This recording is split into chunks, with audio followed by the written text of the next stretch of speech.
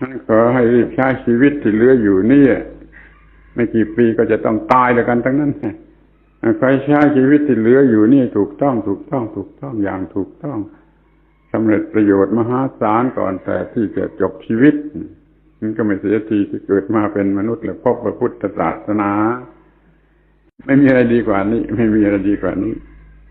ทำหน้าที่ถูกต้องที่ออฟฟิศที่โรงเรียนก็ถูกต้องที่บ้านที่เรียนก็ถูกต้องคบหาสมาคมก็ถูกต้องนี่ในทางฝ่ายสังคมก็ถูกต้องตัวเองก็ถูกต้องให้มันบอกได้แต่ว่าถูกต้องหน้าที่ถูกต้องไม่มีคอร์รัปชันใดๆนึกถึงตัวเองทีไรก็ยกมือไหว้ตัวเองได้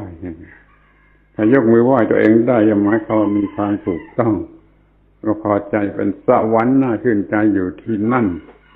ถ้าเกลียดตัวเองเมื่อไรเป็นนรกที่นั่นความเกลียดตัวเองนั่นคือความเลวความเป็นนรกขอให้ทำหน้าที่ถูกต้องตลอดทุกเวลาจนยกมือไหว้ตัวเองได้ถูกต้องไปได้ทุกกระเบียดนิ้วทุกวินาทีที่ออฟฟิศก็ดีที่บ้านเรือนก็ดีที่สมาคมกันก็ดีมีแต่ความถูกต้องไม่มีอะไรที่บอกว่าเป็นความผิดเป็นความทุจริตหรือเป็นความโง่เขลาไม่มี